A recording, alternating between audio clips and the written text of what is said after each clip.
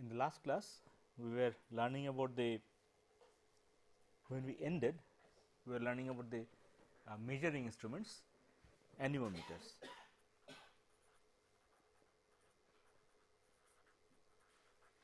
And we have learnt about one specific type of anemometer, the Robinson cup anemometer, in which there are cups like this at the end of rods, so that the whole thing would look something like this, and it is a vertical axis device, and here you have a measuring instrument. So, that is the essential structure of it, and it is very simple. You can easily appreciate a couple of problems with this. One, if the wind speed is too low, then obviously the speed of rotation will be small, and then the torque produced will be will have to overcome the frictional losses. If the frictional losses are much smaller, the torque due to friction is much smaller than the torque produced by the air, then it is working fine. But if the torque due to friction becomes significant in comparison to the torque produced by the wind, then obviously it becomes somewhat inaccurate. That is one problem. The second problem is the whole thing has some inertia, right, which means that if the wind speed changes fast, for example, it was a very fast wind and then it very swiftly the wind speed fell down, what will happen? It will continue to rotate because of its inertia, and as a result the fast drop in this wind speed will not be reflected by the speed of rotation of this fellow. So, fast changing wind speeds will not be properly reflected by the Robinson cup anemometer. So, these are the two major problems. One, that it will not be able to measure wind speed accurately when the wind speeds are say below 10 meters per second, and secondly, for fast changing wind speeds it will not be very accurate. The other problem is that here what kind of measuring or recording device you have? Here it is by nature an electrical recording device. Because it is rotating, it will either be recorded as I told you in the last class, as a pulse signal whose frequency is recorded, which is recorded by definition, by the essential nature, as a recorded data in a computer, which means you have to have a power supply. And in most remote locations you may not have a power supply, right. So, that is a problem that this kind of devices may encounter. One alternative may be that you have, instead of a power supply operated thing, you have a tacho generator, which means that it will generate its own voltage, all right, but after that voltage has to be recorded somehow. Okay. So, that poses a problem. So, these things are normally used where you have access to a power supply. But you can also imagine there are a large number of locations, for example, the ones in Ladakh, up there in the hills, who will take power there. So, in these kind of remote locations you need to have some mechanically operated measuring and recording devices. Now, one mechanically operated measuring device I will describe now. It is called the pressure tube anemometer.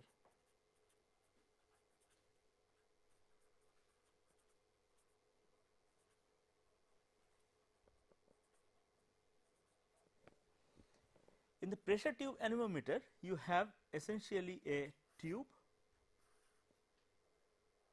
which is facing the wind, and in order for it to face the wind, if the wind direction changes, it has to be reoriented, and so there has to be a tail vane. So, I will, this one comes down and there will be a tail vane. So, this is the vane that orients, it it in the direction of the wind. So, the wind actually blows into the tube. If it blows into the tube, what will happen? It will produce a larger pressure inside the tube. Okay. Now, that will be conveyed to another chamber. So, this fellow sits atop a pole at a height, always the wind speeds are measured at a height of 10 meters. So, this will be, the whole thing will be at a mast, and then this will be brought down by means of a rubber tube to a place which I am showing now. It will be a cylinder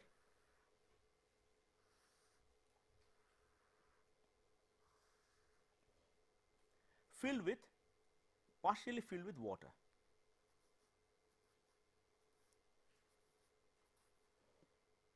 And there is a bucket like thing, a float, which is inverted like this. Okay. And this one actually is brought into, I will show it like this.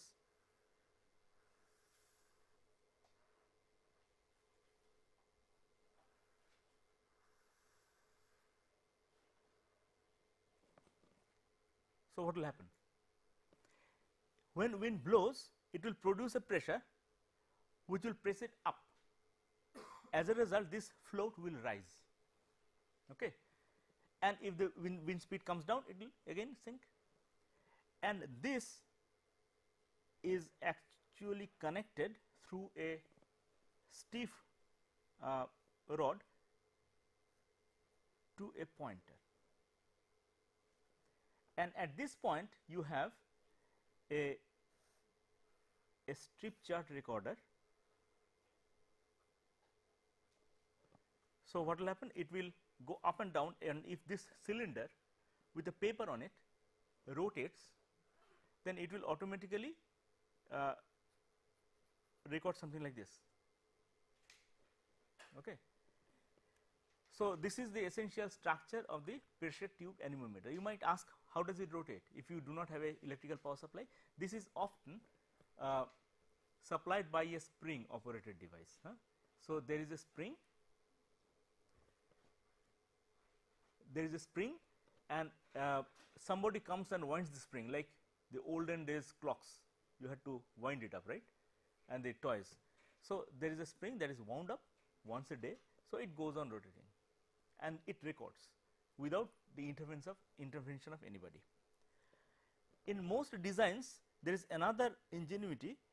Here there is another outer sheath, outer casing of a cylinder,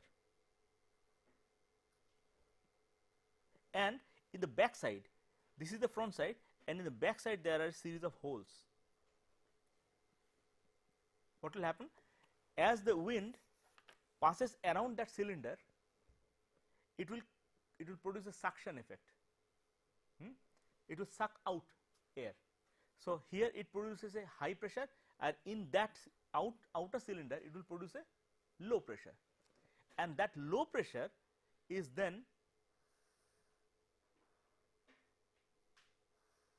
with another flexible tube is brought in here. So, that this part, in this part you produce a low pressure, in this part you produce a high pressure, thus the actual movement is further enhanced. Okay. So, this is the structure of the pressure tube anemometer, normally used only in places where you do not have a electrical power supply. If you do have electrical power supply, obviously the electrical recording has its advantage, because you can record it and take it for your later analysis. But ultimately here also you get a paper on which the wind speed variations are faithfully recorded.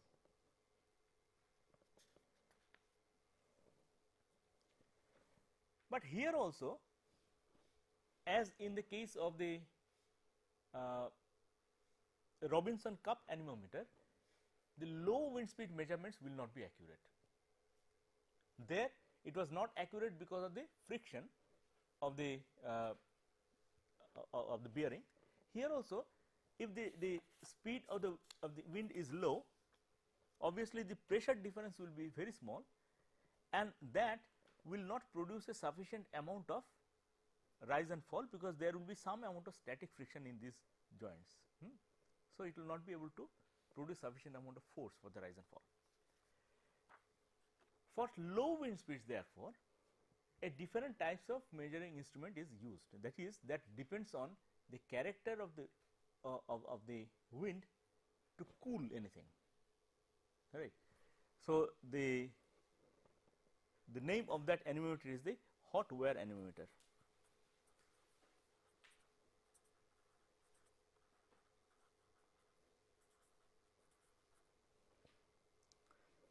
The idea is simple. You pass a current through a wire, say here,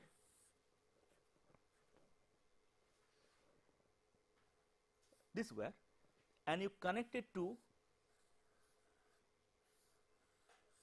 what will you connect it to? A current source, not a voltage source. Produce a specific current, specific amount of current, say 1 ampere, to flow through this wire. As a result of which there will be a heat produced. Heat produced means it will heat up, the temperature will be higher than that, higher than the normal temperature, and at a higher temperature it will have a different resistance, right. So, and then the wind blows, and depending on the flow of the wind, the temperature will be different, even though the current is the same, because heat is dissipated away, it is taken away by the wind.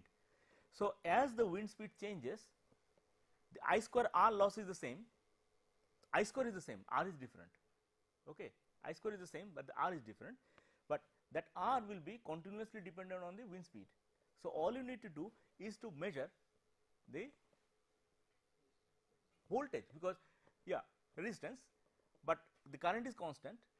So, measure the voltage, that gives you the resistance, and the resistance is a direct indication of the wind speed then, clear. In this case, the advantage is that that this can measure very low speeds quite efficiently, quite accurately. That is why for low speed measurements the hot wire anemometer is better.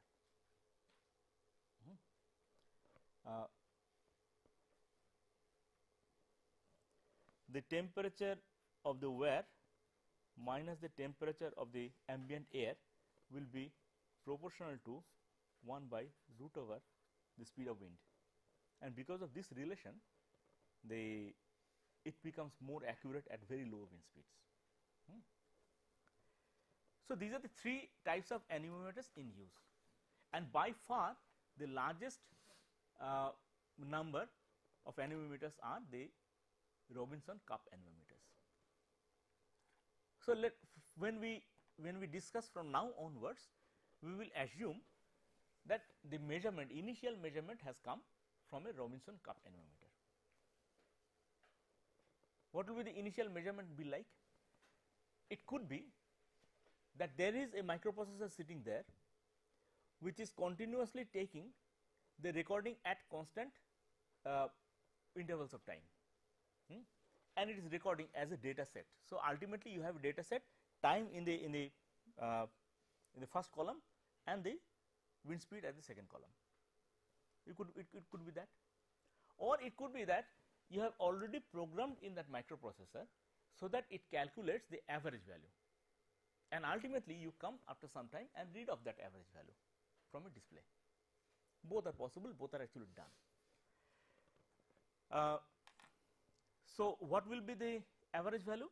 Average value will be, averages are normally denoted with the over bar, is from the starting time to ending time, T1 to T2 V dt, the whole thing will have to be divided by,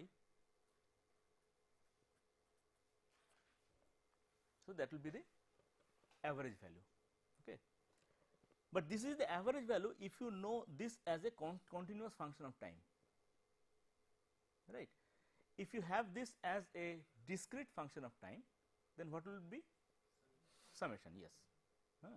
So, in that case this is also the same as the summation over Vn, that means the divided by, okay. So, that will be the average value. No, I will write V I with I varies from 1 to n. So, essentially average, calculating the average is not a big deal. So, this is the average value. The reason I am describing this is that in many cases it becomes somewhat difficult to get the actual indication of the continuous variation of the wind speed. People prefer to simply read off the average value and derive many conclusions out of that. How it is done, I will come to that later. But supposing you have the continuous measurement available to you, you go after some time, bring back that hard disk, or simply push in your USB drive, get the data and come back. What you have after you have plotted it, you have a horribly messy curve, right. This is the time and here is the velocity. What will be the curve like? A horribly messy curve, because it will be continuously varying.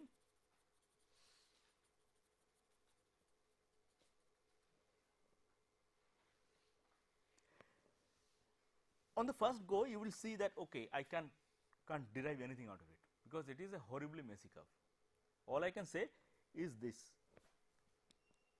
the average, and that is why yes, many people simply obtain the average and that is what they use. But let us see what we can make out of this. After all, from here we can derive the probability density distribution function, can't we? What is the probability density distribution function? If I ask you what is the probability that the wind speed will be something like 12 meters per second, you can obtain that. How? All you will have to do is to divide this axis into blocks like this, and then find out for how much time was the wind speed within a specific block. For example, if you take this block, you draw a horizontal line and measure of the times when this was inside this range, and then what is the probability of us finding it in this block is that this time divided by the range. Okay. So, that is the definition of the probability density distribution, and we can do that, can't we? What will you expect to see in that probability density distribution function? First, what is the probability that wind speed will be 0? 0.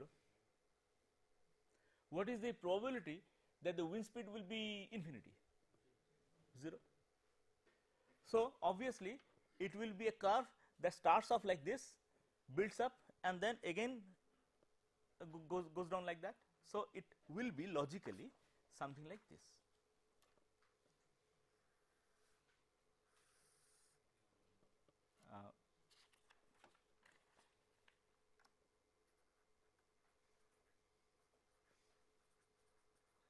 And here it is.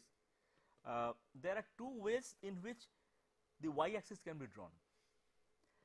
I will show for one. This is hours.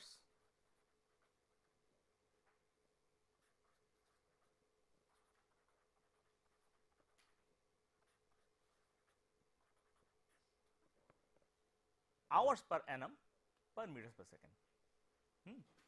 In that case, it will be in some sites at this point when the wind speed is 0, the hours per annum may not be 0. Why? Because there could be some sites where it is actually 0. You have seen in Kharagpur there are some days, odd days, when not even the leaves move, horrible days, but there are such days, right. So, in practical measurement you might say that not theoretically it cannot be 0, yes, theoretically it will start from here, but for practical purpose it could start also from there. So, it will be a curve that will go and finally it will fall like this. Okay. The speciality of this unit is that what will be the area under this curve?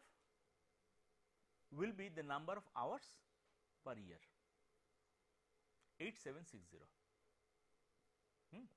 You could also rescale this y axis so that the area of the curve under the curve is 1. There are two ways.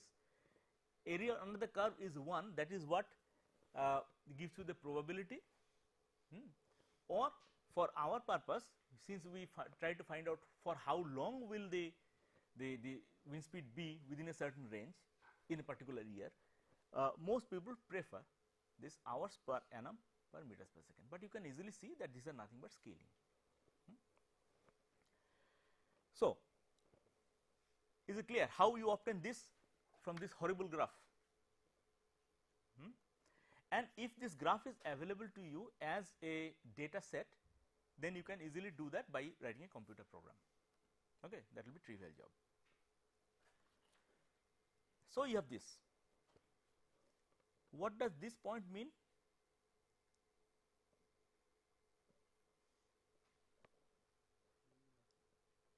This is the most frequent wind velocity. So, this is the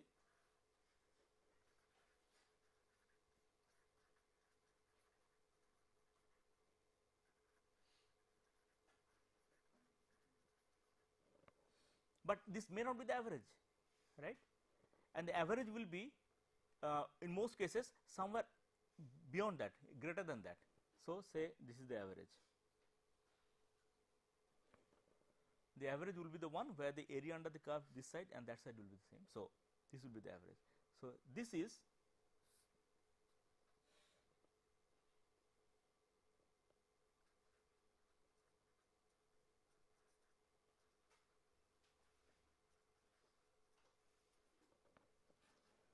this is the probability density distribution function, or this is the wind speed distribution function.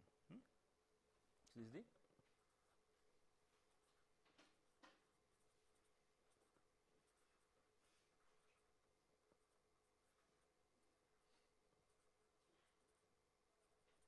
it is important to note that this curve will be different for different sites. In some sites you will find that for a short duration there is very high wind speed, but for the other span of time it will be very low. So, in that case it will have a completely different distribution than the sites where it is a moderate wind speed for most of the time. In both cases you will be able to obtain this, but they will be different, the curves will be different. That is why the wind energy harnessing is very location dependent, very location dependent. You have to obtain this curve for a specific site, and on that basis you have to decide things.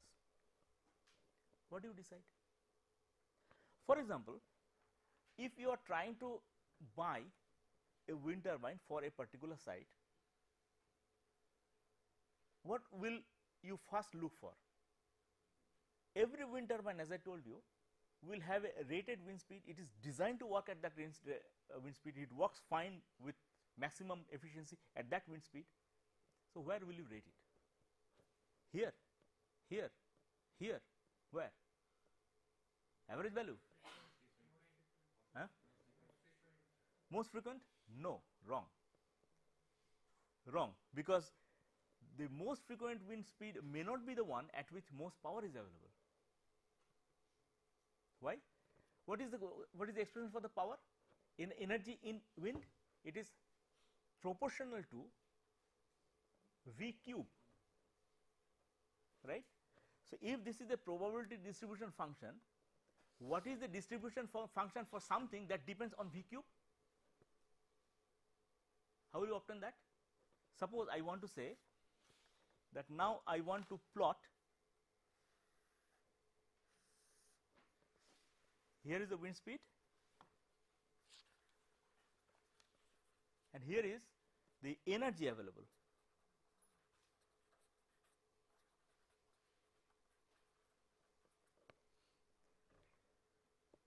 How will you plot that? Energy available is cubically proportional to the wind speed, and the coefficient constant coefficient does not matter, half, rho, a, these things do not really matter. What is the variable? It is the V. So, what will you do? You will say that now I will plot a graph where at every value of wind speed V cube times this value is multiplied and plotted. You get it? So, you will get by that way the graph of the energy available versus wind speed, and it will again be a curve like this, but it will have a peak at a higher wind speed. Why? Because the more the wind speed, the energy available is cubically proportional to that, and therefore, even if at that wind speed the wind blows for a smaller amount of time, the total energy available at that wind speed is larger. You get the point? So, this curve will not give you the suitable rating of the wind turbine. This curve will, and this is the wind speed at which maximum energy is available. Clear? So, this is the wind speed at which maximum energy is available, and this is where the wind turbines should be rated. Clear? So, many people commit this error that you measure the wind speed, obtain the average, okay, this is my average wind speed, and so rate my wind turbine at that speed. No, it is not right. It should not also be the most frequent wind speed. It should be the wind speed at which the maximum energy is available. Clear? Let us proceed. So, this is the energy distribution curve.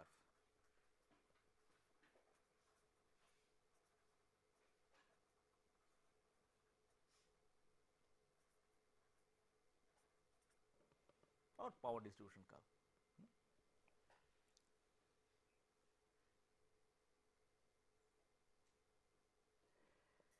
Now, we come to the question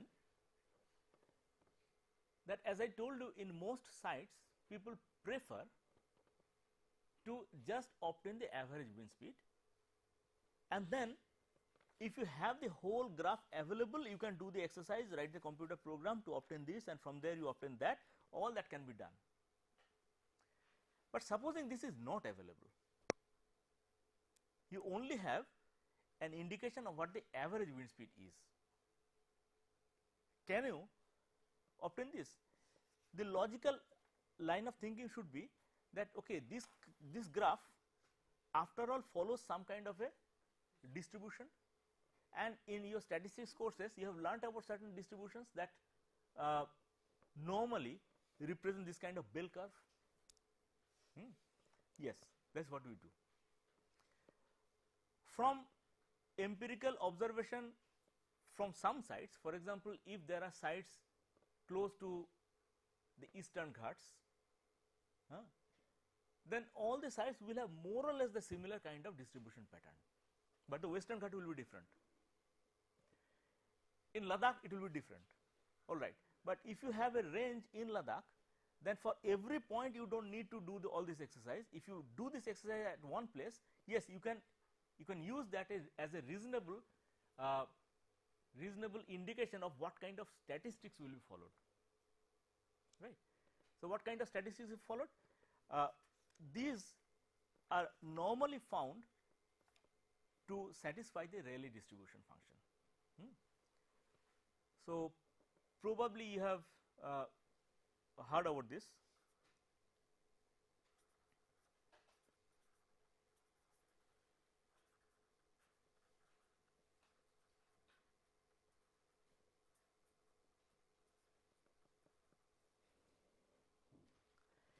The Rayleigh distribution function, if I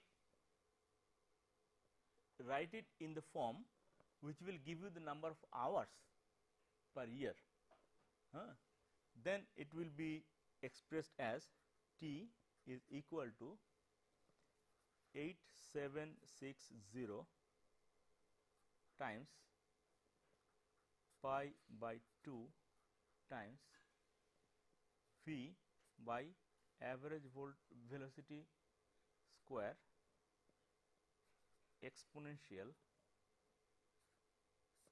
minus pi v square divided by 4 v bar square, where v bar is the average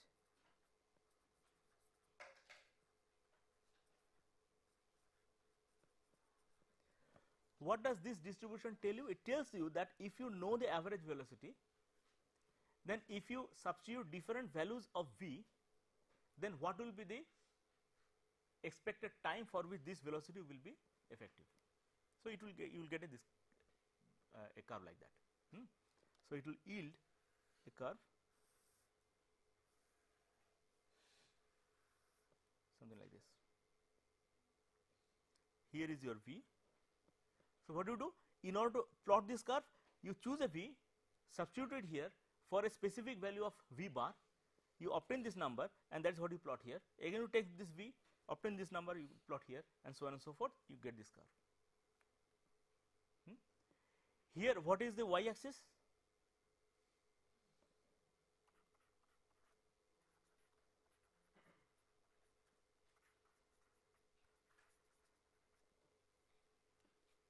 For which this value of v is valid.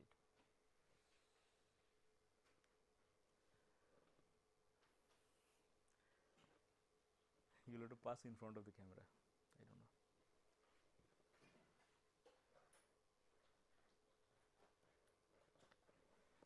know. Okay, so, this is the Rayleigh distribution function. Now, it is known, since this is a closed form expression, you know that it is possible to obtain its average value, its most frequent wind speed, and all that. And in that case, the V average, the most frequent wind speed, V average is this one, will be at 0.8 V average, and the one at its maximum power for P max. What is velocity at P max? It is this one, where the maximum energy is available, and that happens around 1.6 of average. So, if you know that a particular site's characteristic satisfied the Rayleigh distribution, you have to know that first. Remember, you cannot apply that blindly, you have to know that first. If you know that it applies, then if you know the average velocity, you can immediately and just off the cuff say that the speed at which the maximum energy will be available is 1.6 of the average velocity. But for that you have to know that it does satisfy. In fact, there are most sites in which it has been found that it does satisfy, but there are also some which do not really very well satisfy. In that case, you will have to use some more general distribution function, and that more general distribution function is the Weibull distribution.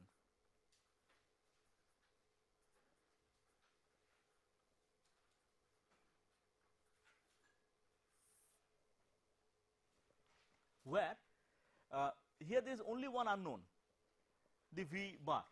If you know V bar, everything is known, but in that case there is no freedom of actually choosing the shape.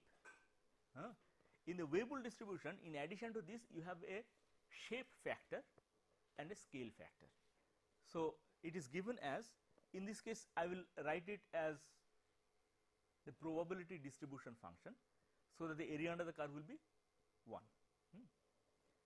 That will be f of v is equal to k by c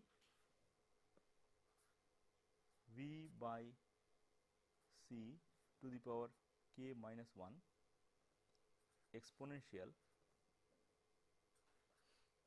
minus v by c whole to the power k.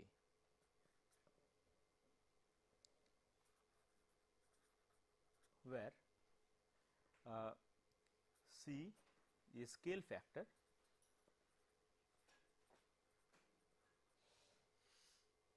and K is a shape factor.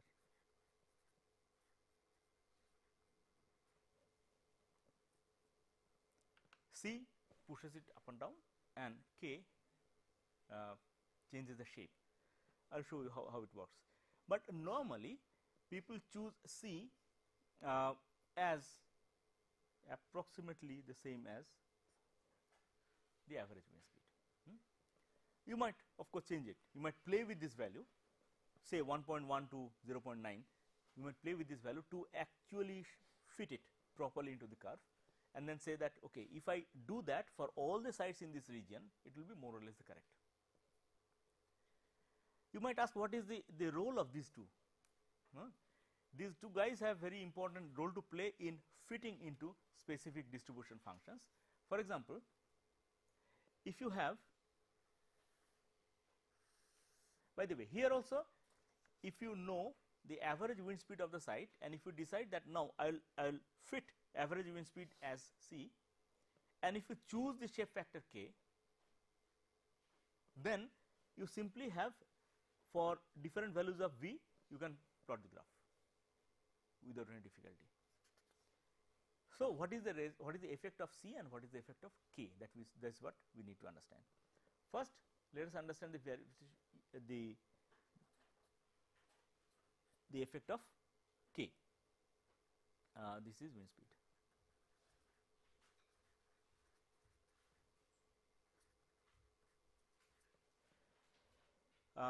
In one case it will be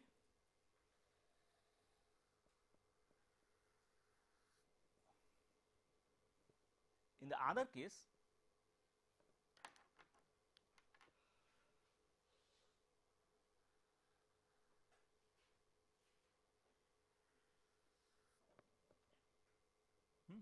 it might also go below that.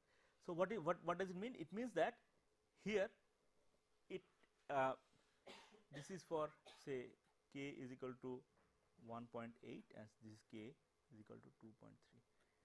Normally K's value varies in the neighborhood of 2.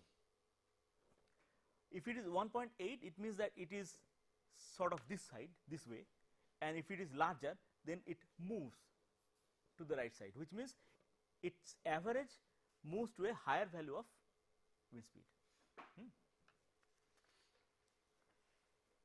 What is the effect of C?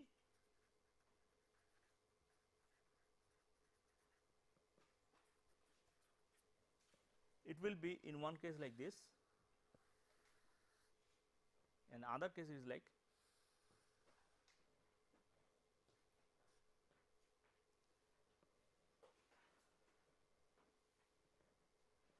so it will go down again after some time.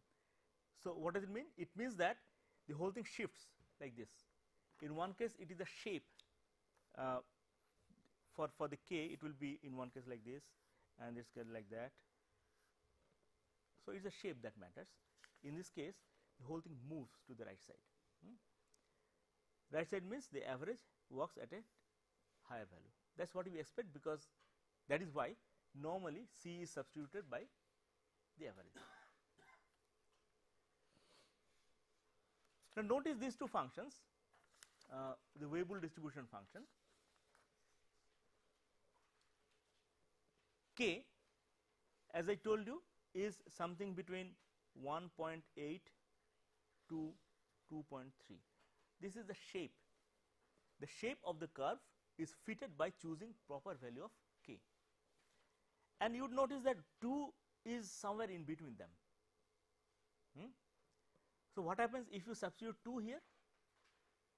If you substitute 2 here, this becomes 1, this becomes 1, and then you notice that this graph becomes same as, or if you scale them, it will be the same as the Rayleigh distribution. Why do I say you scale them? Because the Rayleigh distribution function I drew for the number of hours per year, while this is the actually the probability of finding the wind speed at a particular value. So, there has to be a scaling from this to that, but in general if you put for k is equal to 2,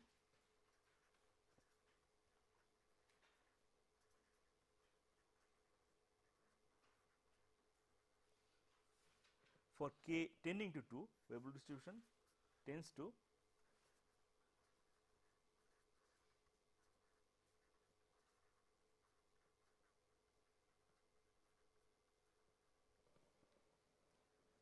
clear.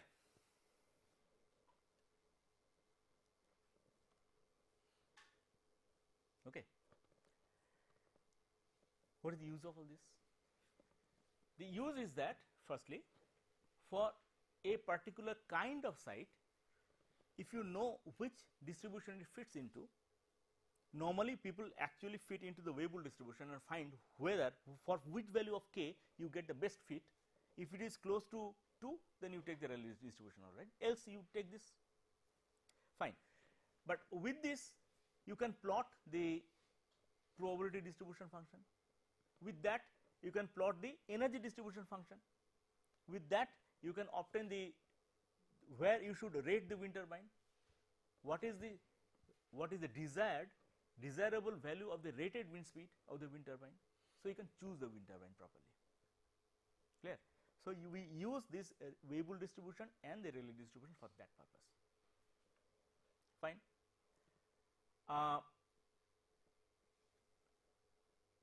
There is one indicator of this, that is what is known as root mean cube wind velocity. You have heard of the root RMS values, right, where the power is proportional to the square I square r. So, you need to have RMS in case of electrical quantities, but here it is proportional to the cube, power is proportional to the cube of the wind speed, and so you need to define the concept of root mean cube wind speed. So, here the V RMC, remember RMC not RMS, is equal to 1/8760 0 to infinity f v times v cube dv. After you obtain that, to the power 1/3. So, that will be the root mean cube wind speed, and that is what will decide the power that is available for a site. Notice the power that is available for a site, the energy that is available for a site, how good a site is for the wind energy generation. You need to estimate, if I install a wind turbine here, how much is it going to generate ultimately? Obviously, it is not going to generate depending on its power rating, it is going to generate depending on the site's characteristics, and that is given by this. So, this RMC value will give, I will show you how, will give how suitable is that. Now, how much will be the energy available, how much will be the power available? Oh, before we go into that, suppose the data are available as discrete values at equal intervals, as is done in any digital recording system. How will you write this? You will write that as this is also same as, you will write it as I equal to 1 to n, it is V I cube by n to the power. So, you will have to do it this way. Now, the question is that what will be the power, root mean cube power available at the site, that is P RMC is equal to, how will you obtain that? This was the root mean cube velocity. How much energy is available at that root mean cube velocity? So, that is half rho A V R M C cube, okay, times this is the energy content in the wind times the power coefficient. This is the energy content in the wind, and how much will I actually get from here will depend on Cp. And the Cp value you have already learned that its maximum is 0.59, the Betz limit. So, a reasonably good estimate would be that it would be less than that, say 0.5. So, one often takes, if you know the VRMC, we can roughly grossly estimate the power available at the site is as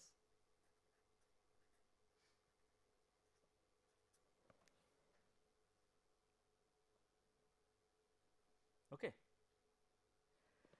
So, you would notice that we started from where? We started from a horrible graph, and from there we are more or less being able to say that if I install a wind turbine, how much energy I will get out of it, how much power will I get out of it on an average, and this is this value.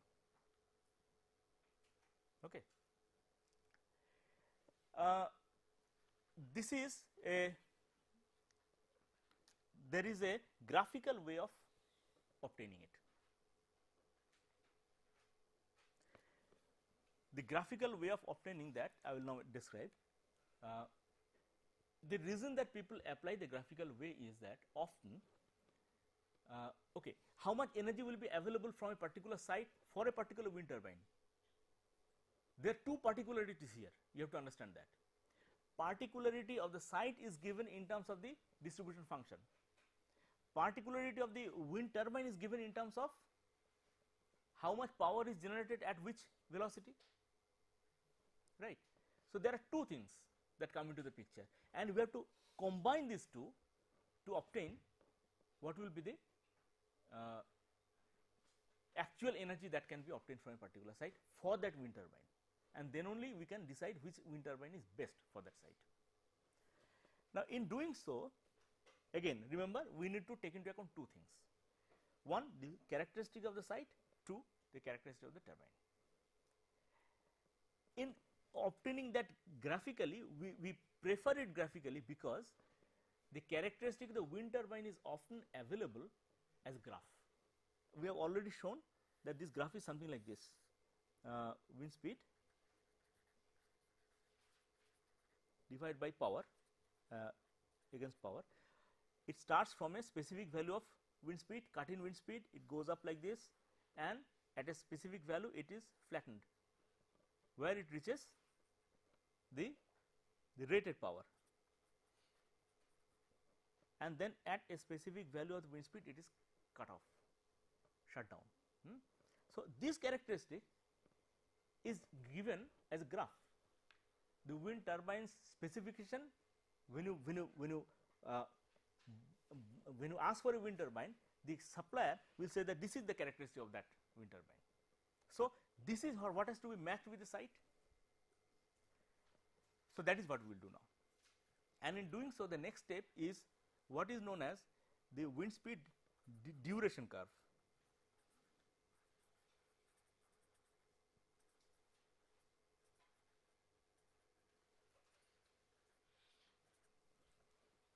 The wind speed duration curve.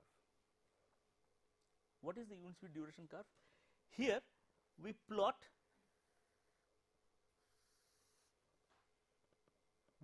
the wind speed in the x axis,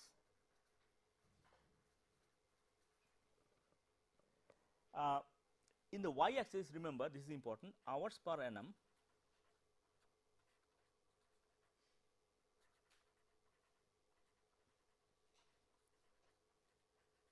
for which the wind speed is exceeded.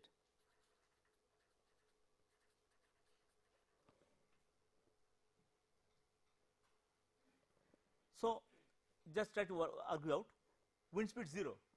For how long is that wind speed exceeded? Always. So, what will be here? The full number of hours in a year, 8760, and then it will fall like this, and ultimately when you obtained, when you plot it for the highest speed that was obtained for that site, for how long was it exceeded? 0. So, it should be a curve like this, clear. This curve is called the wind speed duration curve.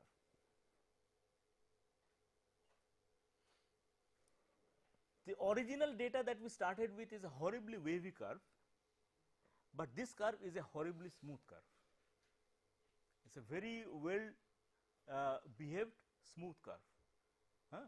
So, this is called the wind speed duration curve, which is used at the next stage of graphical analysis. Okay.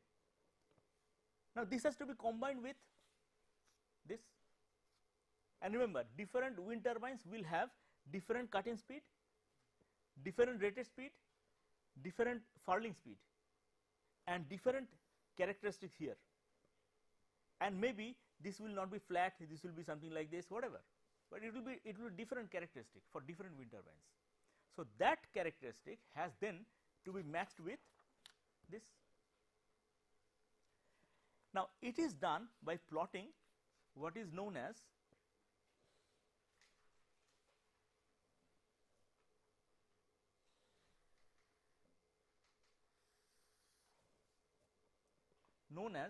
the output power duration curve.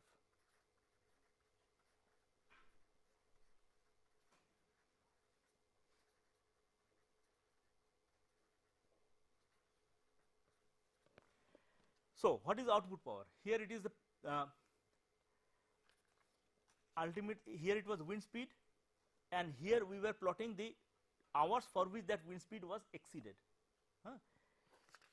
Here it will be power exceeded,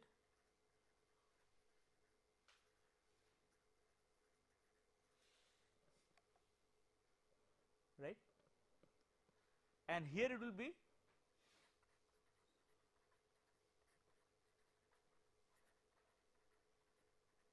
hours per annum. Now,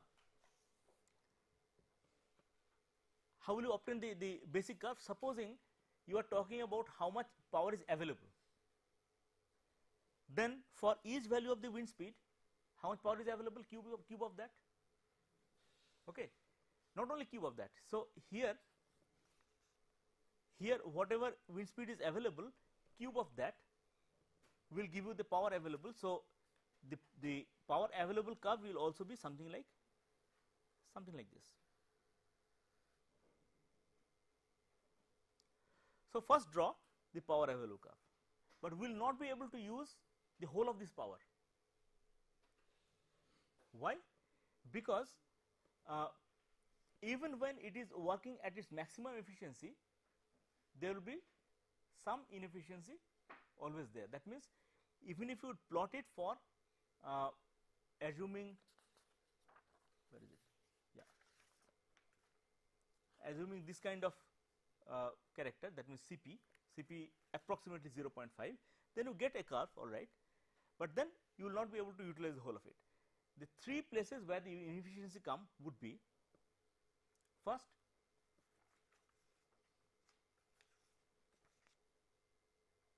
here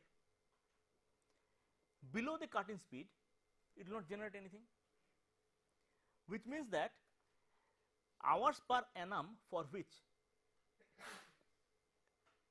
this power is exceeded, it will not be 8760. Here it is 8760. It will not be 8760. It will be chopped off somewhere here. That will not be available. In this part, it is essentially the amount of power that could be maximally generated. Yes, in this part you are trying to, as I already told, in this part you are trying to utilize the maximum power. So, you should really follow this curve, maybe with a bit of inefficiency. It might be slightly off, all right, but nevertheless let us plot it along this. But this power can never be exceeded, because this is the rating of that generator. So, here it will be chopped off, it cannot be exceeded. Clear? There will be another part, supposing here beyond that whatever wind speed is available you cannot generate, because you have to shut off. You have to shut off the turbine. This is the furling. Say the furling wind speed is related to here. How will it be reflected? You will have to draw a horizontal line. This part will also be not available. So, ultimately the amount of energy that is available from that side is given by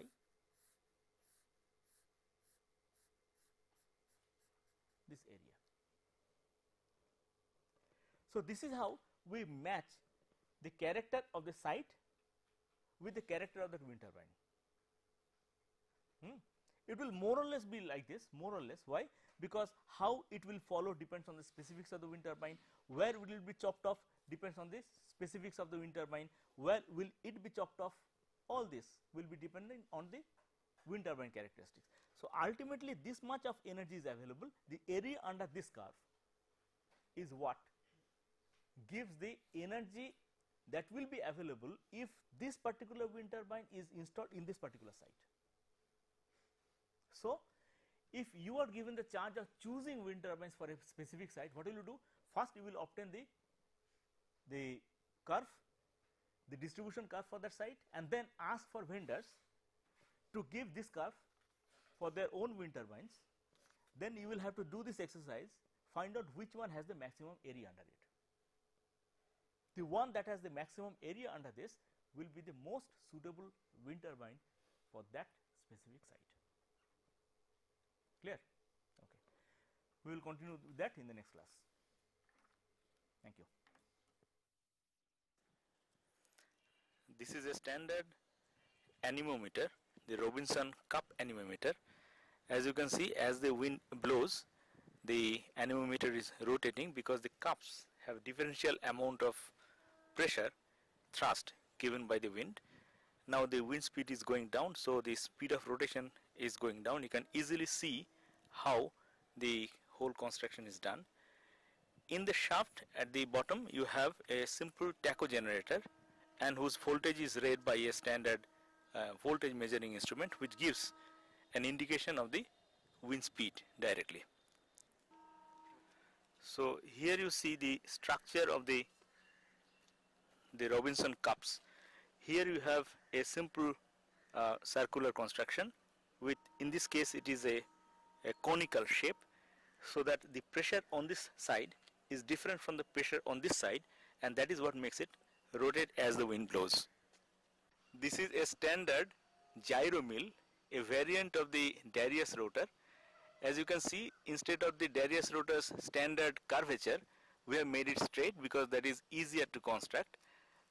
But that means that there would be some bending stresses, but this can easily handle it. So these are the Darius rotor blades. The structure, the construction, the airfoil profile, these are all similar to the Darius rotor. Only the blades have been made straight in this experimental construction. Here you can see the profile, the cross-sectional profile of this gyro mill, which is similar to, as I said, to the Darius rotor. And this is an airfoil profile. This is the leading edge, this is the trailing edge, and as you can see, the airfoil profile in this case is symmetrical. That is unlike the airfoil profile used in horizontal axis wind turbines.